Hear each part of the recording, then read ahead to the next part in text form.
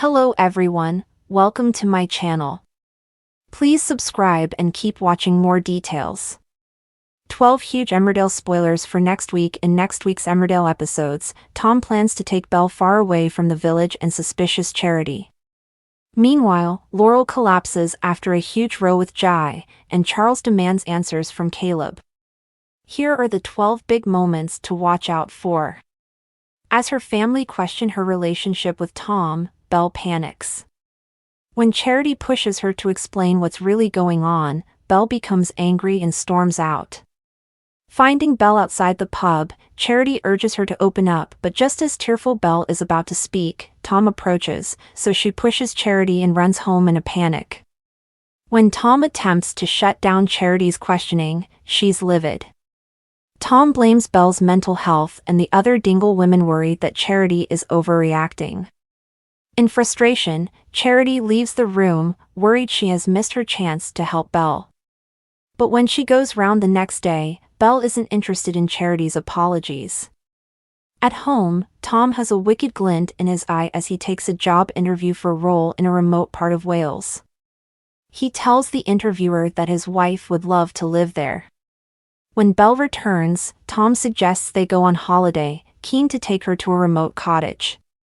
Belle agrees, completely clueless that his evil plan is taking place. A furious row breaks out between Laurel and Jai when he admits he can't face telling Suni the truth about Amit. As the argument becomes more heated, Jai makes a jibe about Ashley and Laurel kicks him out. Alone, Laurel feels dizzy and collapses. She's terrified and unable to move, struggling to reach her phone. Thankfully, Gabby finds her and calls an ambulance as Laurel struggles to breathe.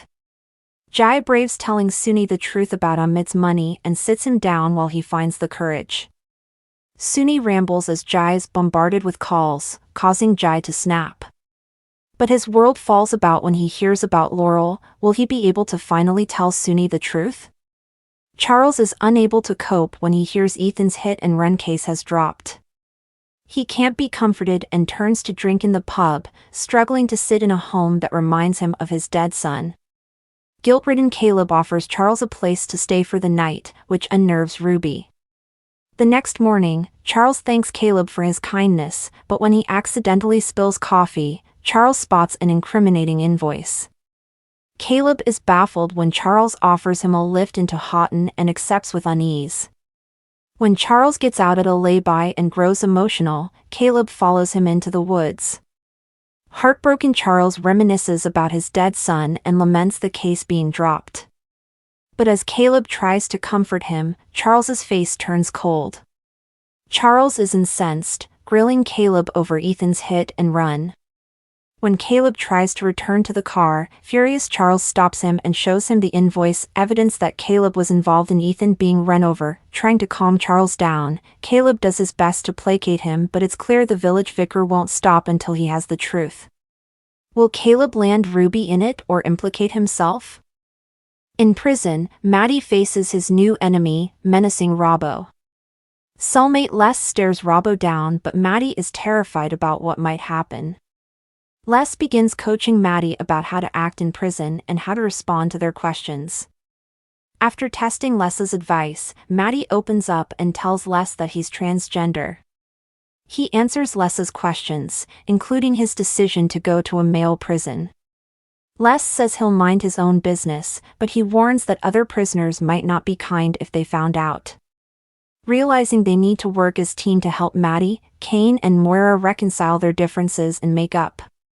But they're less than pleased as Sarah hangs around with Josh and has lunch with him. She's mortified when Kane tells Josh where to go. Patty invites Marlon and Rona to a games night, but Mandy is unimpressed by the plans, complaining about how boring Rona is. As the double date takes place, Mandy gets on everyone's nerves, and the next day Patty encourages his fiancé to apologize to Rona.